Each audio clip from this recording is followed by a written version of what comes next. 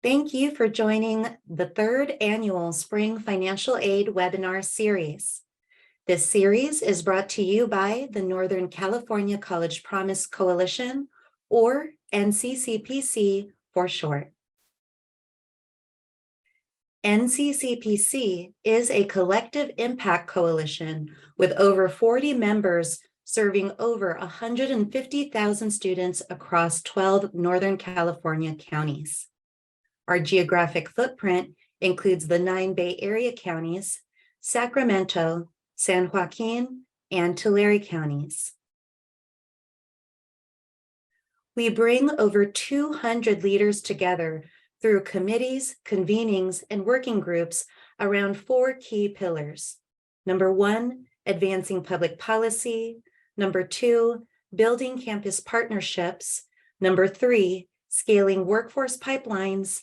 And number 4, convening communities of practice. Our members are locally and nationally recognized college access and success programs, advocacy organizations, college and neighborhood promise programs, K-12 and charter school districts, education technology nonprofits, individual advocates, and cities and mayors.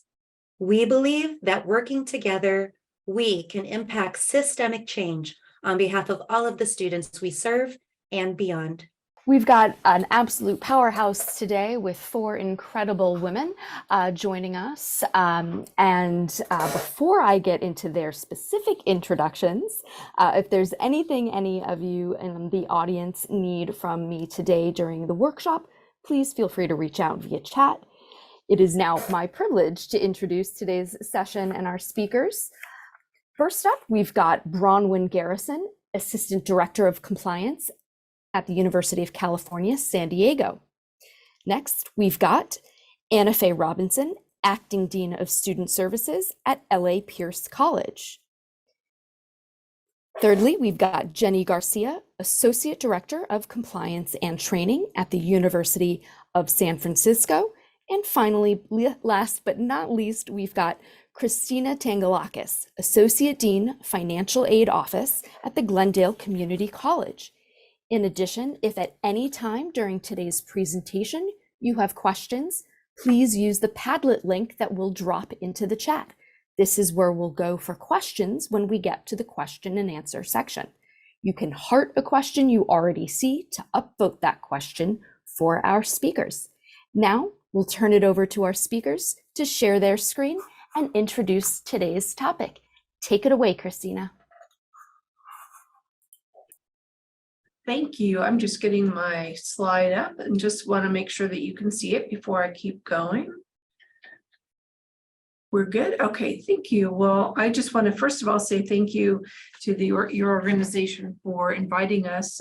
We are all members of CASFAA, and so thank you for the time and the opportunity to share what we do. My name is Christina Tangalakis. I'm the Associate Dean of Financial Aid at Glendale College, and I'm currently the president for the 22-23 presidential year for CASFAA, and I'm joined by a few of my colleagues. Are we going to take turns, or am I selecting the next person? Why don't you select the next person, Christina? Okay, let's start by going to our past president, Anafe. Hi, good afternoon. My name is Anafe Robinson, and I'm the past president of CASFAA, and I'm the financial aid director and currently serving as acting dean of student services. So I've been in financial aid for over 30 years, and I'm happy to be here and trying, to share with you our organization, CASFAA, and how we could help you as high school counselors. And then I'll choose Jenny. Hi, everyone. My name is Jenny Garcia. I am currently the Vice President for State Issues for CASFAA.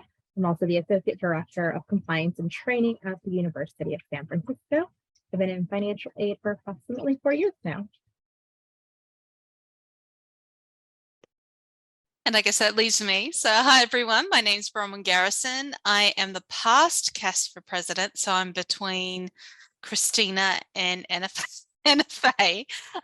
And I've been in financial aid. I'm trying to remember what my bio said. It's been, I think I'm coming up.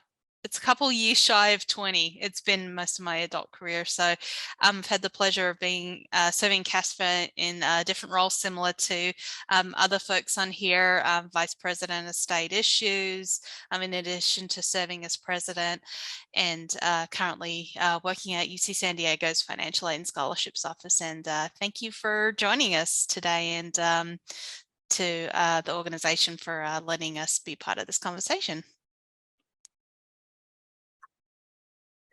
Let's see. I'm going to advance the slide. Let's see. Okay, so we want to start our discussion today with a little bit about what CASFAA is, and what our structure is, and what our strategic plan is, and what our historical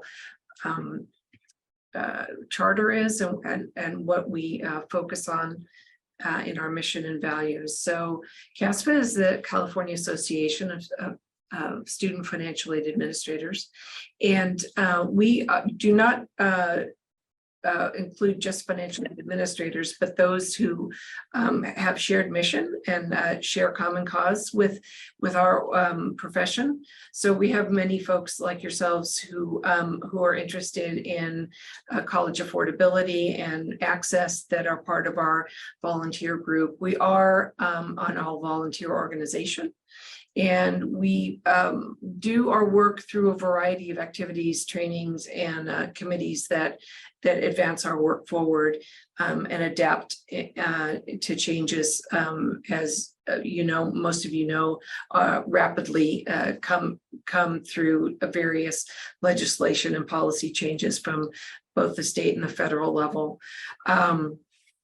So that's a little bit about what our starting agenda is going to be. Then we're going to switch speakers, talk about activities and training, the benefits of joining CASFAA, and we're going to wrap up with how we're going to celebrate at the end of the year with our 50th anniversary. So first of all, who is CASFAA? We are a nonpartisan, nonprofit organization. We have, at last count, at least 900 California student financial aid administrators, but we suspected that number is a little higher, but we don't want to get ahead of ourselves. So the last count was 900 and representing more than 160 colleges and universities. You might wonder how old CASFAA is. So I'm going to give you a little historical background. The modern financial aid programs that we all know and work with students and in our offices came to life after the Higher Education Act in 1965. So it wouldn't be surprising in context to understand that CASFAA came about the idea started about 1971 and formalized in 1972. And in our kind of family tree, we are part of many state organizations that roll up into regional associations and that are all part of our national association, which is NASFA. So we are a well-represented profession in all three state, regional, and national representation. But we share ideas and mission that is common to the needs of California in particular, which is to provide training and development opportunities to our community and to advocate for financial aid changes that will benefit both the student and the profession, and of course our educational institutions. So our values really are those of a volunteer organization, which are service, engagement, advocacy, of course, fiscal responsibility, diversity, and leadership. And how do we go about that? In a variety of ways. The structure of CASFAA is such that we have, it is run each year by an executive council. And the executive council is made up of a president and his or her vice presidents of federal and state issues. And then each of the institutional types or sectors is represented by a segmental representative. And that includes the UCs, the Cal State system, the California Community College system, our private institutions, our for-profit institutions, and also our graduate institutions. They are all representative of the vast diversity of learning higher education opportunities in California. And we come together to drive our mission and values and put CASFAA into service. And each one of our executive council members has his or her own committee, as well as committees for standing engagements and long-time traditional CASFAA offerings, such as the conference and our trainings, which are two things that CASFAA is really known for. But it does a lot more than that, as we'll learn as this hour unfolds. And so that's a bit about our service and engagement, and of course advocacy. When CASFAA decides to support a piece of legislation or to call out the need for a certain piece of legislation, it does in fact engage in advocacy work for the benefit of all of its membership and for those students who are affected by memberships and the students they serve.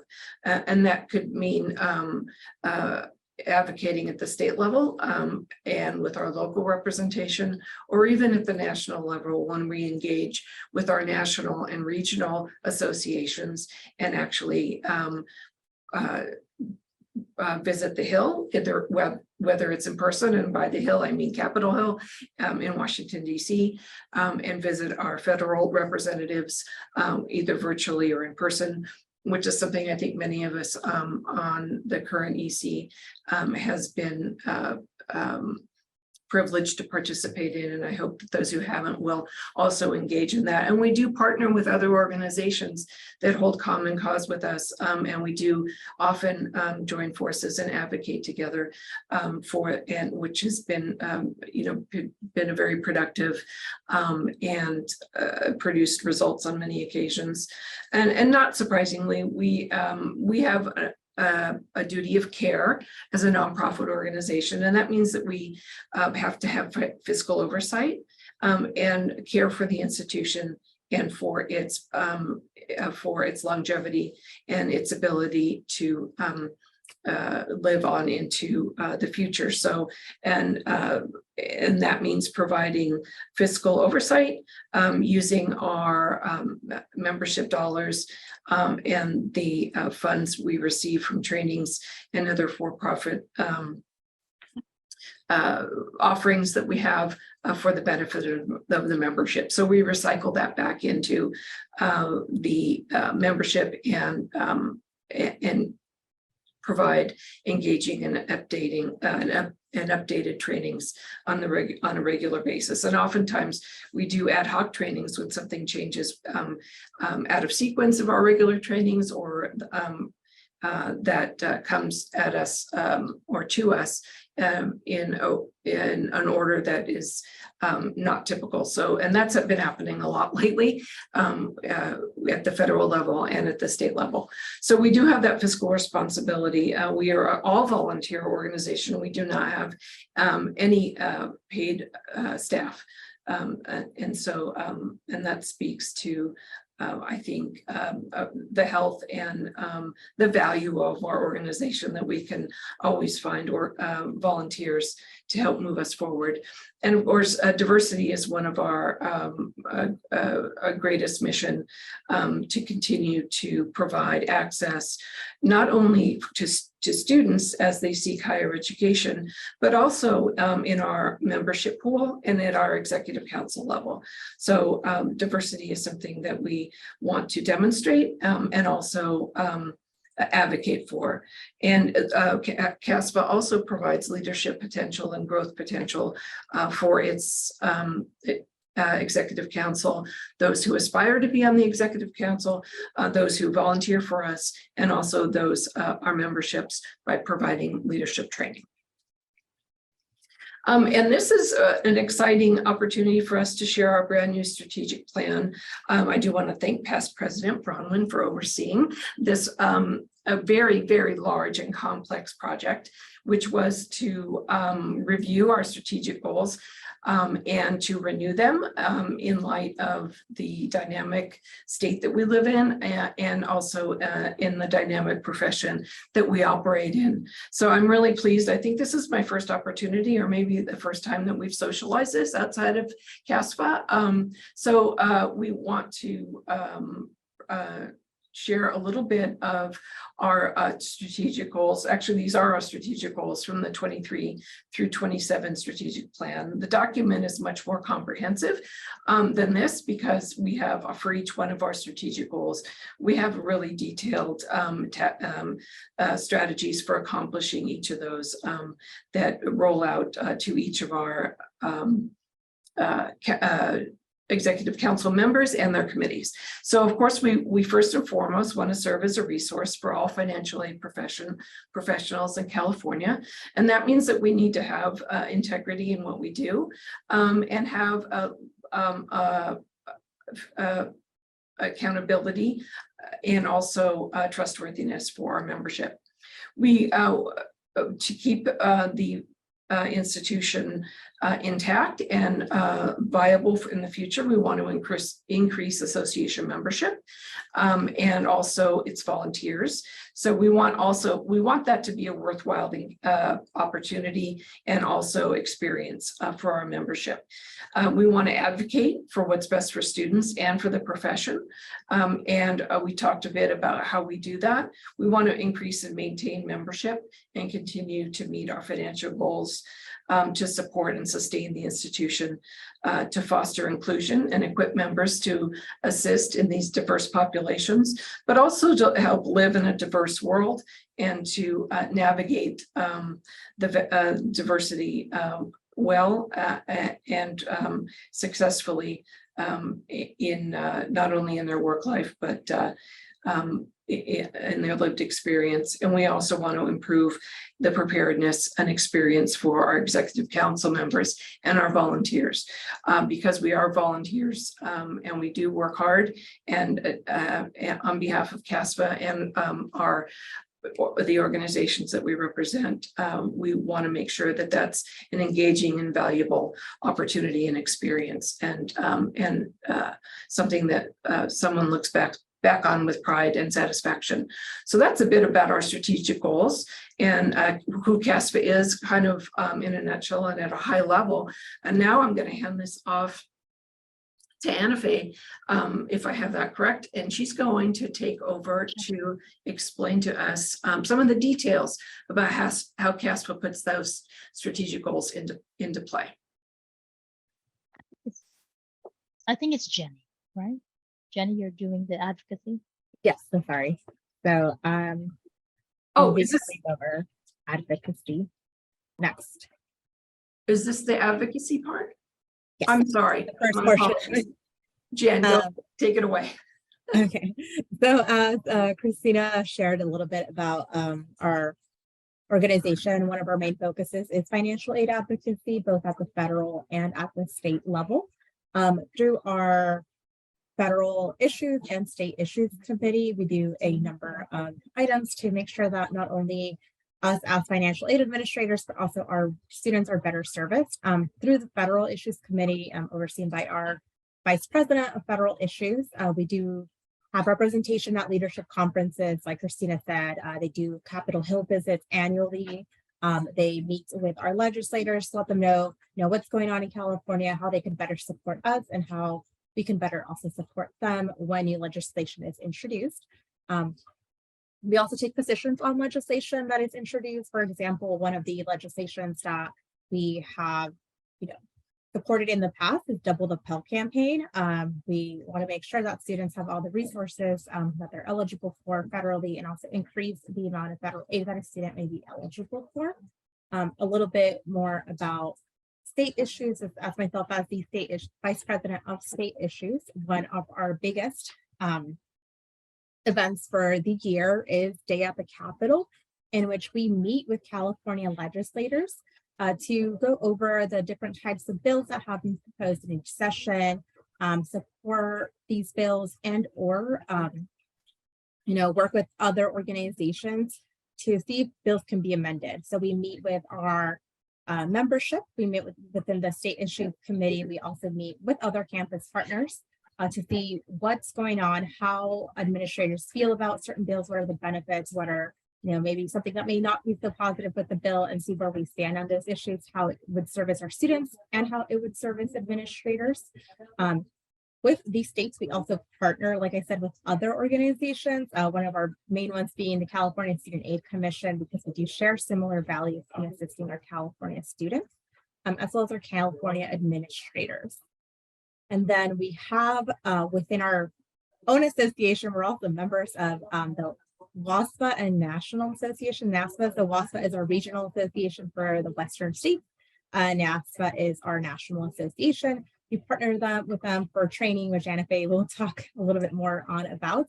And then just with advocacy in general, we try to, work with our members to see what's important to them, how they feel about certain bills, how not only it impacts the students, but how it impacts the work that we do as administrators to make sure that we are doing the best for our students, but also for our own members. And then I will move it on to Anafe. All right. Well, one of our activities, like Christina said, is training. So we have a committee called the High School Relations Committee, and I co-chair that with another colleague who is also a CASFAA member.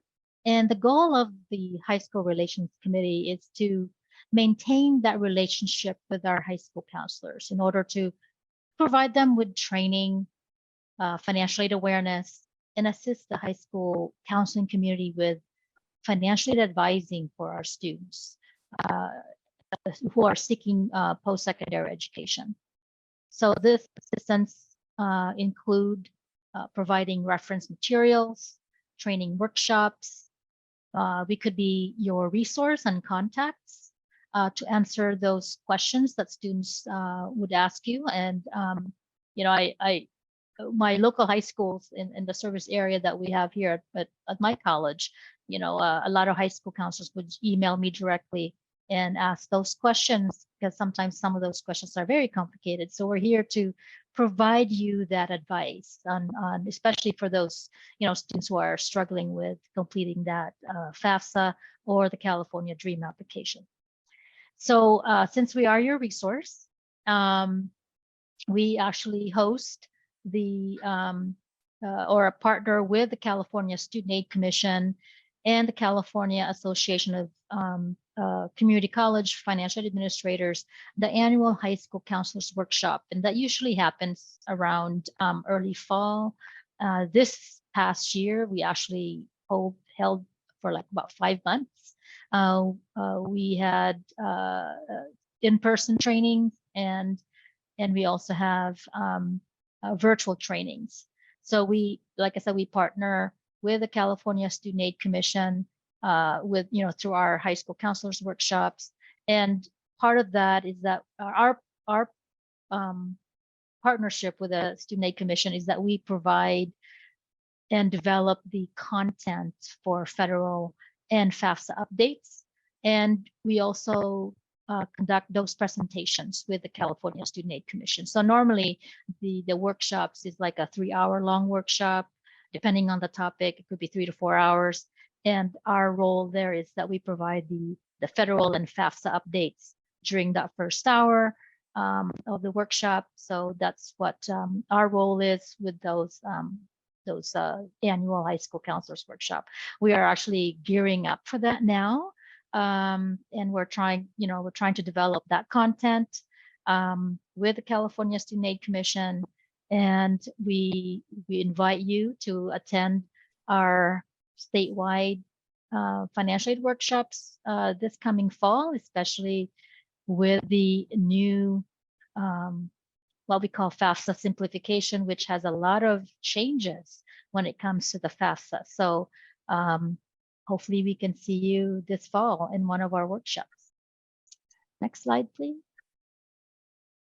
All right, so also we, as part of our training, we also provide training, basic financial aid training, the financial aid basics, to our CASFAA members. And we also partner with our regional association, WASFA, where we provide, for those who are new to financial aid or want to learn more about financial aid, we offer those, what we call Financial Aid 101. We're actually planning for our Financial Aid 101 series in July and probably even August. And so, you know, as a member, if you do plan to join as a member, you could definitely benefit from our financial aid basics if you want to know more about that. And we are also providing financial aid,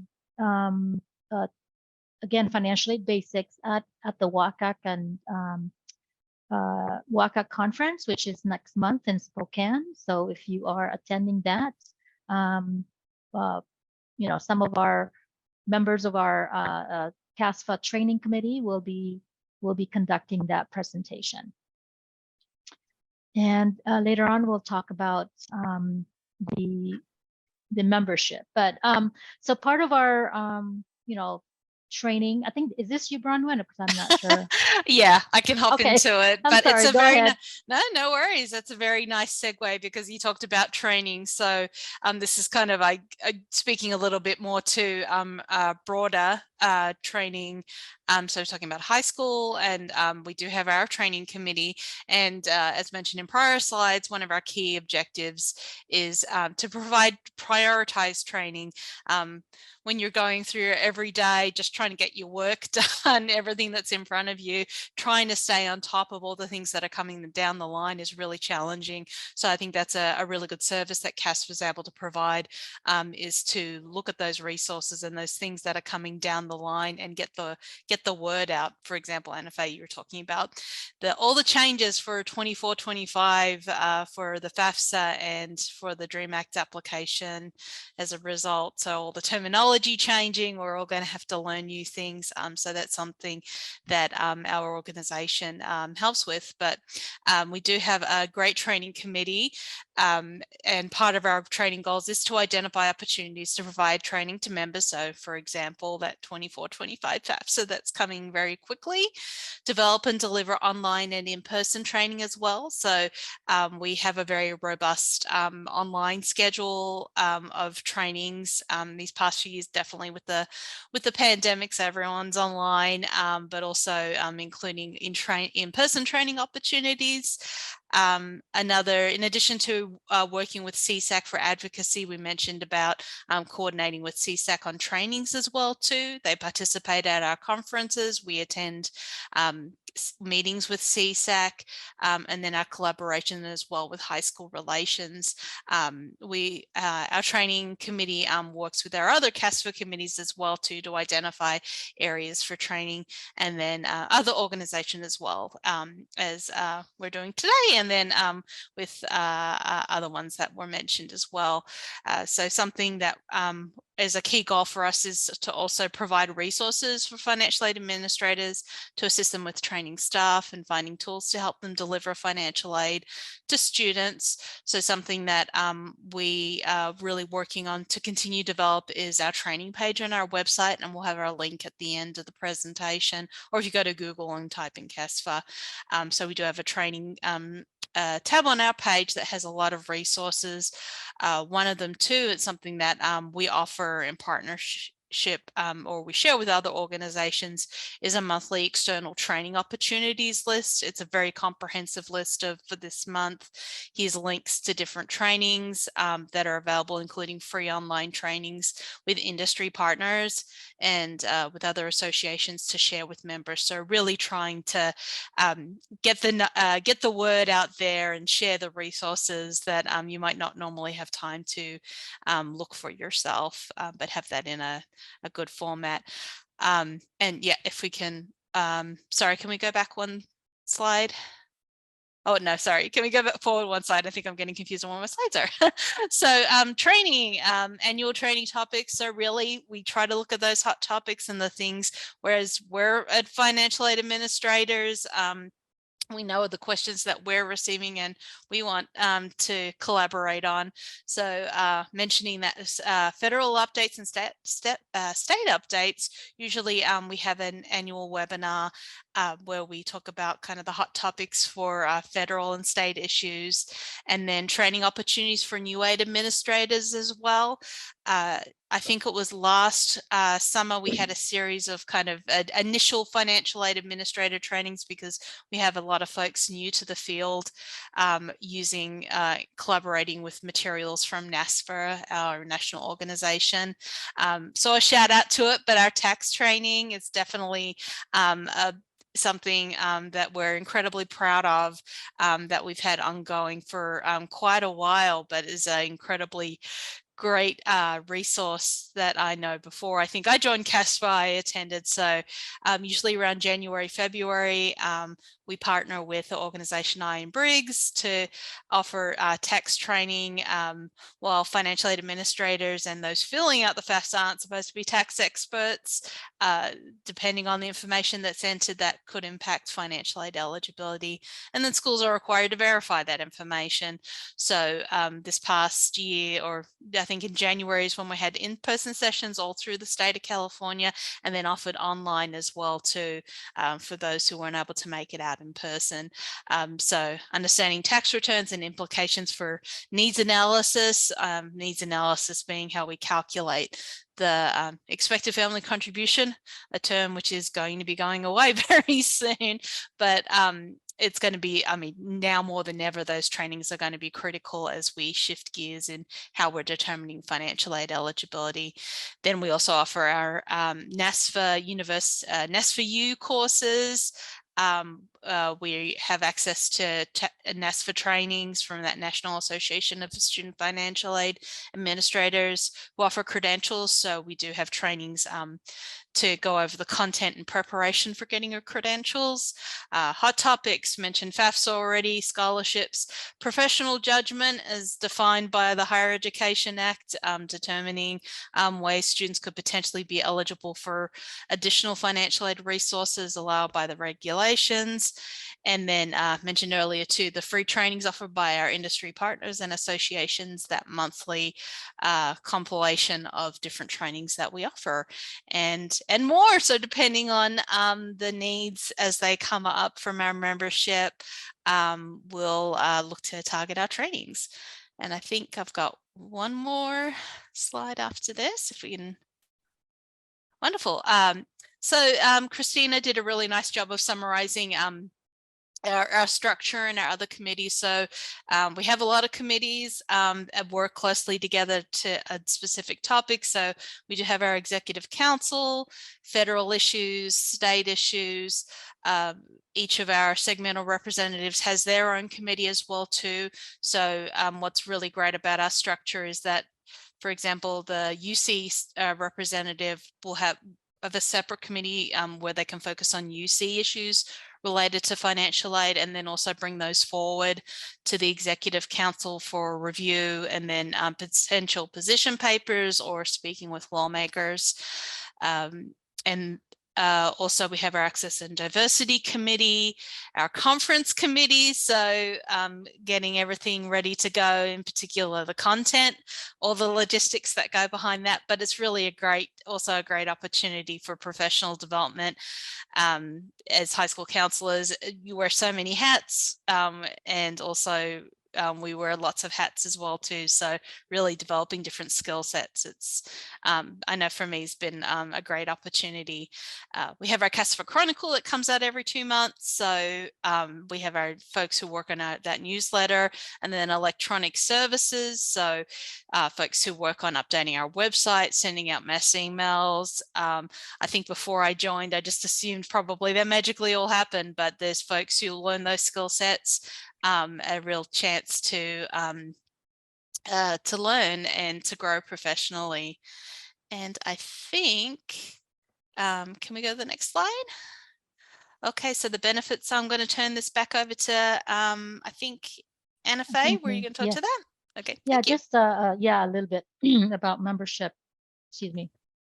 So part of our membership is that you will be able to receive, like Bronwyn mentioned about, newsletters, what we call our CASFAA Chronicle. You will receive information about upcoming webinars and workshops and training.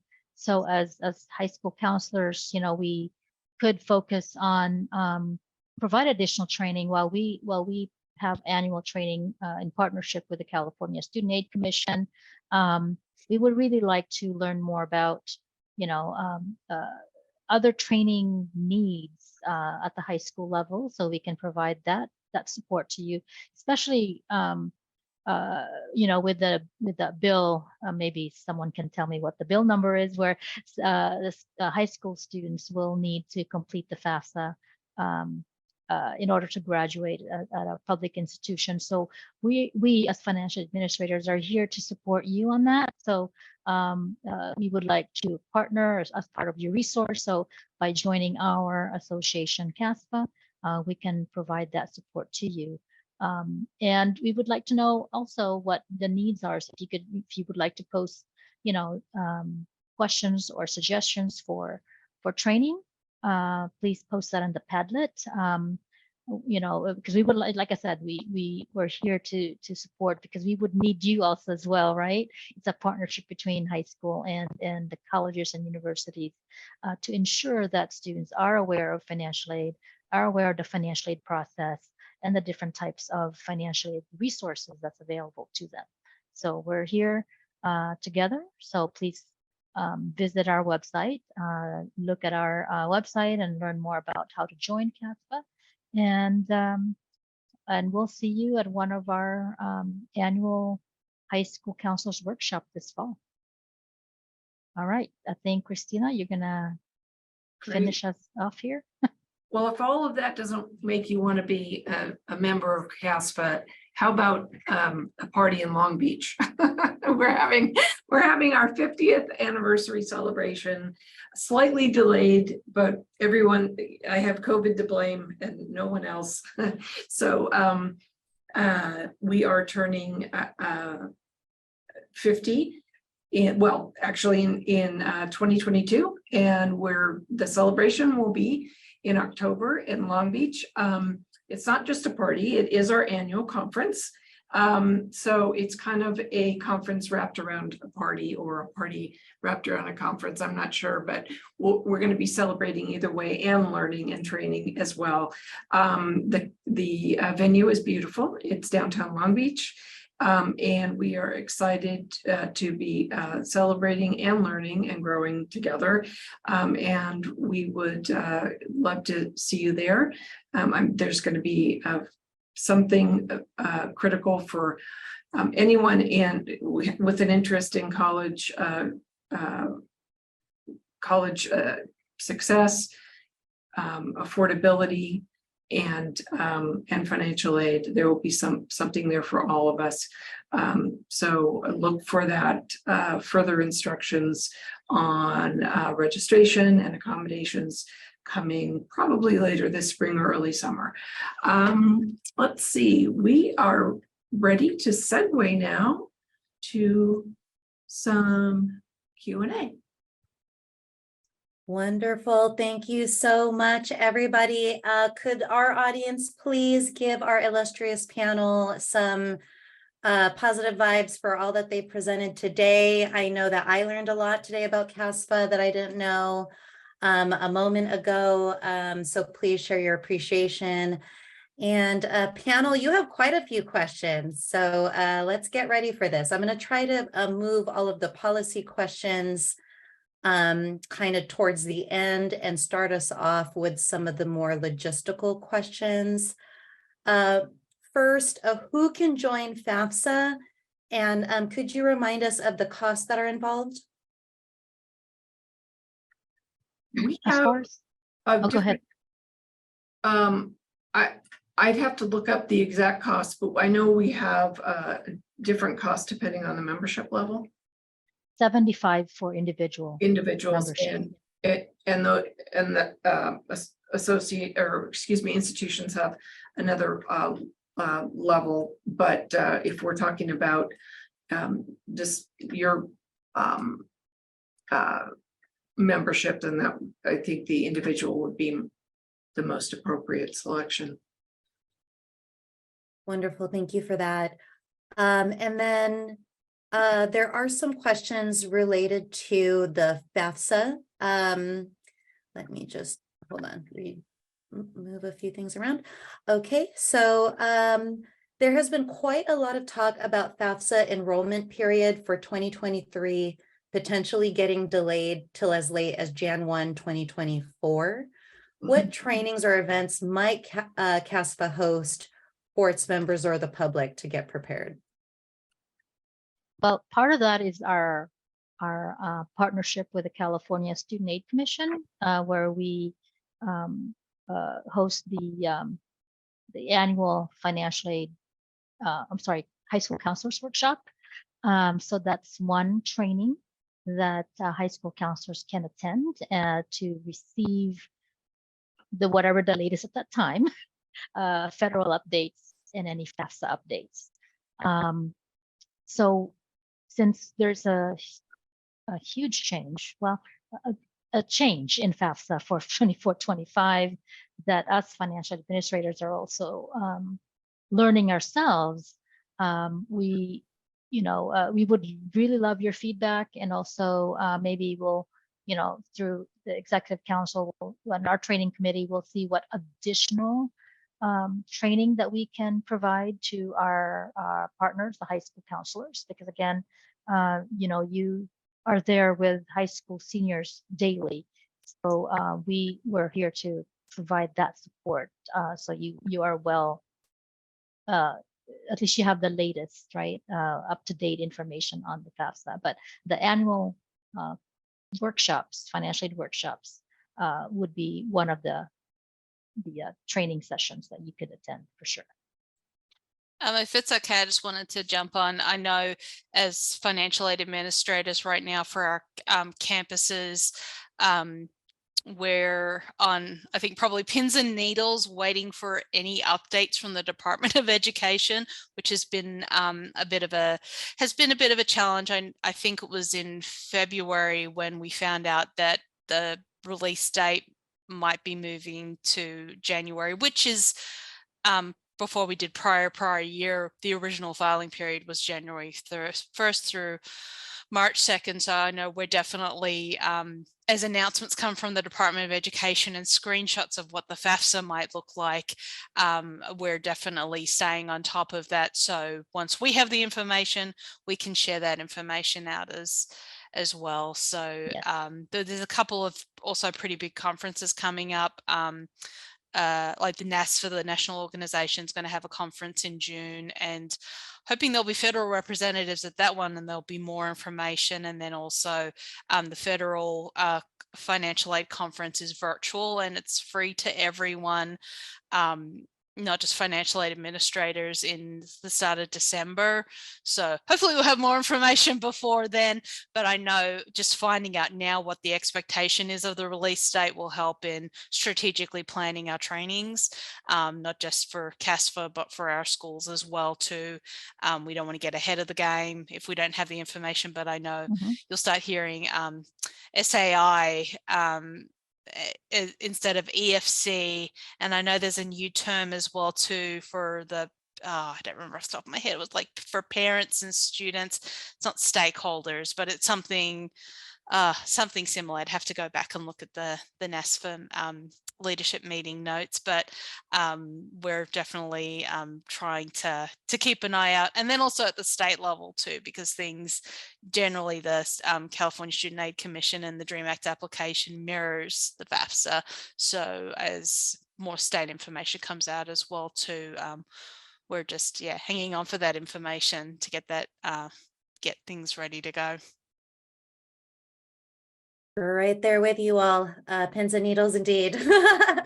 Thank you for that. So we have some questions here about supporting a better understanding around expenses, college costs, and affordability. One question, I've noticed different colleges have many different ways of labeling the same loan and or aid terminology. Are there or have there been any efforts to standardize the financial aid terminology across, I imagine, the campuses is what this is referencing? Would anyone like to take that?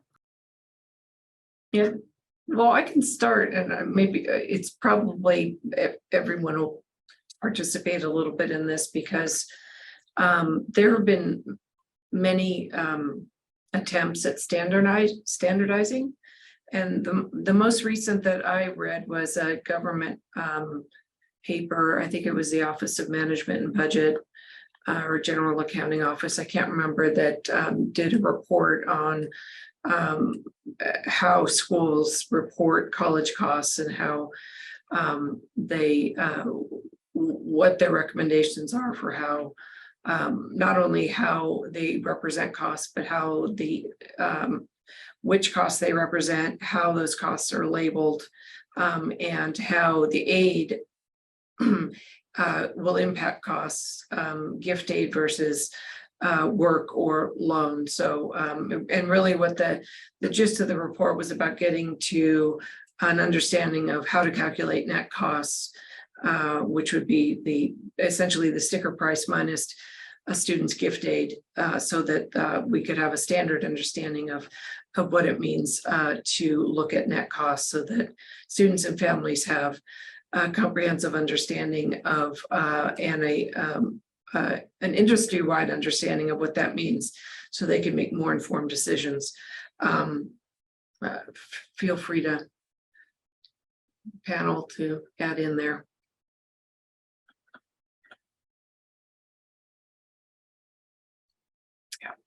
I think another attempt to, I'm not sure if all schools use this, at least for admitted students, is it used to be called the shopping sheet, but the college financing plan, which is a federal template.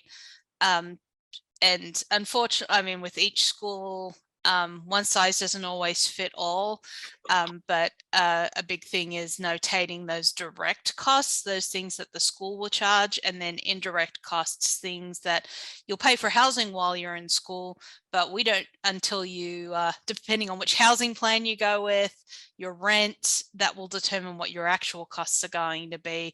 So as Christina mentioned too, trying to show the net price after grants. I think one of the challenges too is schools knowing what their budgets are going to be and their funding sources. It's the actual costs aren't always, we provide estimated costs of attendance because we don't know what the actual costs are going to be. We could say what the registration fees are, but we estimate what the housing might be, and then estimating transportation costs, actual spending will determine what those actually are, but it's what we use to determine the type of financial aid you're eligible for. I don't know if others. I know there are a couple of bills, I think, that touch on cost transparency bills. And this is where, and we're tracking that. I just can't have the bill number at the top of my head, but yeah, and that would definitely affect how colleges and universities post and disclose specific tuition costs and any other fees. So I think it's we're moving in the right direction there by us, as far as colleges and universities go when it comes to fees, that it's posted accordingly, and hopefully we could standardize some of these terminologies and those offer letters that we know and love. I know there's been an ongoing discussion and advocacy for standardizing offer letters, and that's one Bronwyn just mentioned about what we used to call shopping sheet, but it's the financing plan. So hopefully we can get there in the future. Right, and thank you for all those answers, panel. I know that was that one that requires a combination of policy and practice, please. Just to flesh out the costs conversation a little bit more. One question is, as of today, nearly no higher education institutions in California include costs such as menstrual health needs, childcare needs, or costs pertaining to healthcare and chronic disabilities as a part of calculating the total cost of attendance. Do you know if there's a reason for this, or if there are any efforts being done by CASFAA or elsewhere to push for the inclusion of these costs to be included in the student's total COA? Well, I can certainly address why they aren't included, and because the cost of attendance is regulated, and it's statutory in federal statute, the elements that need to be included. For there, and also we do have discretion over adjusting students' costs. And while there might not be these elements expressly listed in a cost of attendance, there is certainly schools have the authority to add them or to adjust for them on a case-by-case basis. Something that would be, for instance, menstrual health needs would be particular to a certain population of student, either by age or by gender. Students with childcare costs would be a certain population of students, those that have children or plan to have children. So they don't apply to all students necessarily, which could be one of the reasons why they aren't applied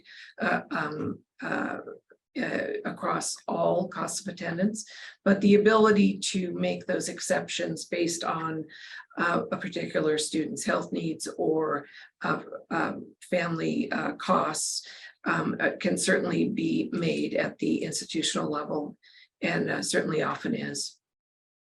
Yeah, and that's what Christina is talking about is the what we call special circumstances, where students can submit an appeal or a petition to request to adjust the cost, increase the cost due to special circumstances.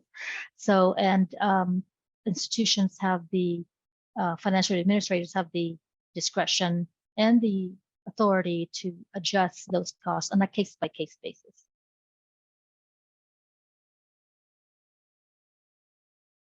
Thank you so much for that, panel. I don't see anyone else unmuting, so I think that was a great complete answer. One more related,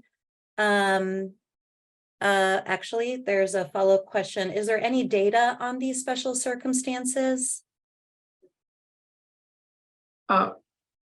Yes, would need a little more detail on the question. We know some of our professional organizations collect data on when professional judgment is used and in what context.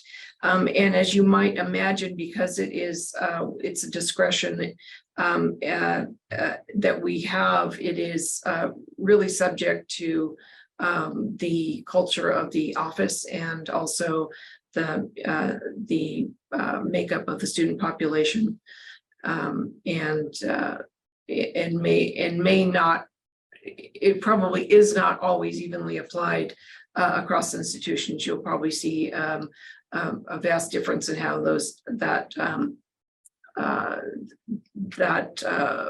discretion is exercised. And that's certainly something I've noticed when talking to other financial aid leaders, that everyone has their own point of view and their own policy, because that would be a policy question. Yeah, and we probably need more data on information about the data, but I know the last 2-3 years where during COVID, I know at my institution, we have seen an increase of special circumstances because of COVID. We see families that have experienced less income due to COVID, or medical expenses, higher medical expenses that's not covered by insurance. That's definitely a special circumstance. So like Christina said, it's also depending on the policy and the process. Each of the institutions have a different form, different process, different review. So it's really important that the student contact the financial office at the college that they plan to attend or are attending to learn the process from A to Z. Maybe Jenny and Bronwyn, do you have anything to add on that? No, I think that's a good summary. It really is case by case, depending on the institution. And if anything over, I think as part of the FAFSA Simplification Act, before it was more discretionary, but schools are really being encouraged, if you're receiving federal funds, to complete if students have a loss of income or a special circumstance or unusual circumstance, for those to be considered. But the way that the language is written in the law and the Higher Education Act, it leaves a lot to the institution to decide. So each school might have their own policy on and schools are able to decide what they consider acceptable documentation to make those updates. Thank you for that panel. And we are at a time, so there is already some answers to some of the questions that were posted in the Padlet. If folks want to check that out for any questions posted without an answer yet, I will follow up offline with our wonderful presenters and see what information we can get. I did just want to highlight one question and answer that was posted. When is their day at the Capitol? It is on, it looks like, is it Thursday, April 20th or Friday, April 21st? Our day at the Capitol this year is Friday, April 21st.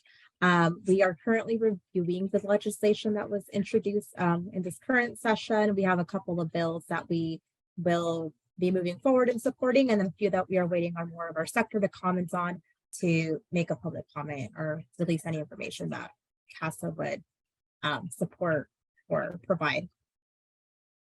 That's wonderful. And I hope many of our colleagues who are here on the line will see you there on the 21st. Thank you so much, Anafe, Jenny, Dr. Tangalakis, Bronwyn. Really appreciate your time today. Folks, give them one last round of applause via Zoom and in the chat. And if you want to let them know where from California you're celebrating their time with us today, go ahead and let them know. But thank you again. And if there's any final comments, now's a good time, panel. Otherwise, our Zoom master will take it from here. Thank you so much, Mayor. I appreciate that. Once again, give a big round of applause to our speakers today, Bronwyn Garrison, Christina Tangalakis, Jenny Garcia, and Anafe Robinson. Show them some love in the Zoom chat. Thank you so much.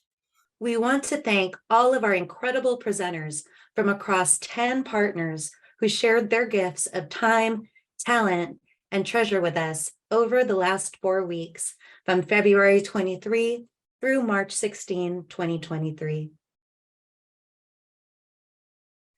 Whether you attended one session or more, please complete our exit ticket and let us know how we can enhance these sessions and this series for future years.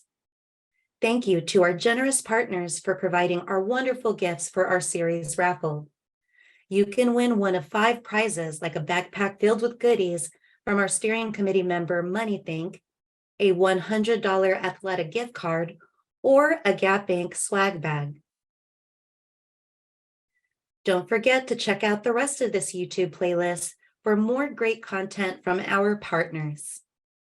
Thank you again to our 10 partners from across the state of California: the University of California, the California State University, the California Community Colleges, the California Student Aid Commission, ScholarShare 529 and CalKids, AICCU, or the Association for Independent California Colleges and Universities, the California Association of Student Financial Aid Administrators, and Decided, powered by MoneyThink.